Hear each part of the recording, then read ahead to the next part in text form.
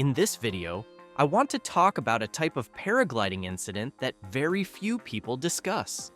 For some reason, it's very hard to find videos or even theoretical material in manuals about this incident, which can be extremely dangerous. Some call it cascading collapse. Others refer to it as cascading stall, or simply cascade. In this particular configuration, the paraglider, after experiencing a major collapse, starts to pendulum. Then, the opposite side, the side that wasn't collapsed, collapses. In other words, one side collapses, the glider pendulums, that side reopens, and the other side collapses.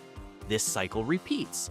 The paraglider collapses, pendulums again, the previously collapsed side reopens, and the open side collapses, and so on.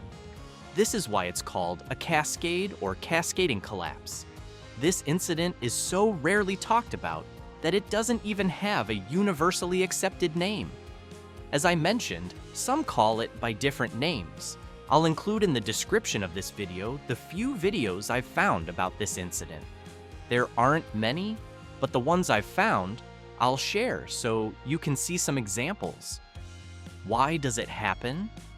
There are several possible causes.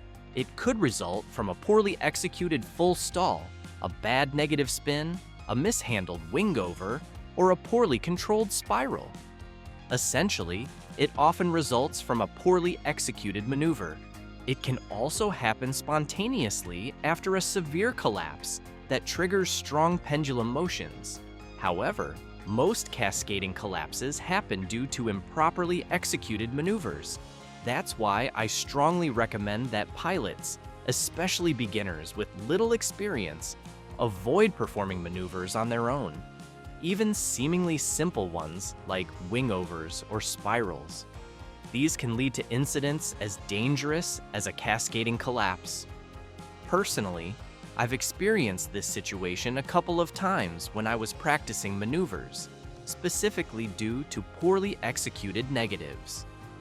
A negative spin occurs when you pull one brake completely, causing one side of the glider to stall. When I failed to exit this maneuver properly, usually while trying to perform a helicopter, a controlled negative, the wing would pendulum and collapse, resulting in a cascading collapse. The challenges of cascading collapses.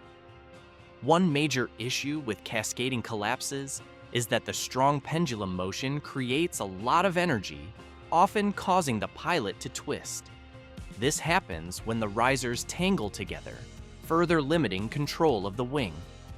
In severe cases, the twists can lock the brake lines, making it impossible to steer or recover the glider. How can you recover? This is where the challenge lies. In my personal experience, after several pendulum swings and collapses, the glider eventually recovered on its own.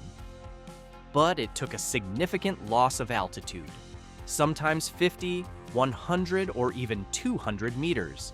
Recovering from a cascading collapse can take longer than recovering from a full stall. Let's analyze how long it takes this pilot in the video to recover. The incident starts with a pitch forward, followed by a collapse on one side. The glider pendulums, the other side collapses and twists begin. The wing swings back and forth, collapsing repeatedly before the pilot finally regains control around 23 seconds. In those 23 seconds, the glider may have descended 200 or 300 meters vertically. If the pilot were near the ground, this could have resulted in a severe accident. Could a full stall help? Maybe. I'm not entirely sure. I stopped practicing advanced maneuvers years ago, and I'm not an SIV instructor. A full stall might reset the glider, but executing a full stall during a cascading collapse would be extremely difficult. The pendulum motion and repeated collapses make it very unstable and hard to execute, especially for an inexperienced pilot. From what I've seen in videos and personal observations, most recoveries from cascading collapses seem to happen spontaneously, almost by chance. The wing eventually stabilizes itself after enough time. How to avoid it? The simplest way is to avoid practicing maneuvers on your own. If you want to learn maneuvers, enroll in an SIV course or a specialized maneuver training program. Some basic maneuvers, like small pendulums, under 30 degrees, dolphin movements, or big ears, can be practiced independently with caution. However, more advanced maneuvers, such as steep wingovers, 90-degree inclinations, or spirals, require proper instruction. These maneuvers, while considered basic in advanced training, are complex, especially during the exit phase. Poorly exiting a wingover or spiral can lead to significant problems, including cascading collapses. What about severe collapses? During normal flight, if you experience a severe collapse during flight with strong pendulum motion, especially near the ground or a mountain, within 200 meters, deploy your reserve immediately. This is one of the few scenarios where immediate reserve deployment is the safest option. Remember, there are 4 situations where deploying a reserve is critical. If you collide with another pilot, if your wing lines break, if you enter a spiral and lose consciousness, if you experience a severe collapse with strong pendulum motion near the ground. In these cases, deploying the reserve is far safer than waiting for the wing to recover. The possibility of the wing entering a cascading collapse makes immediate reserve deployment essential. This is my recommendation for handling this rare and dangerous situation. If you've ever experienced a cascading collapse or witnessed someone else dealing with one, share your story in the comments. Let me know what caused it and how it was resolved. If you found this video helpful, give it a like and subscribe to my channel for more content like this.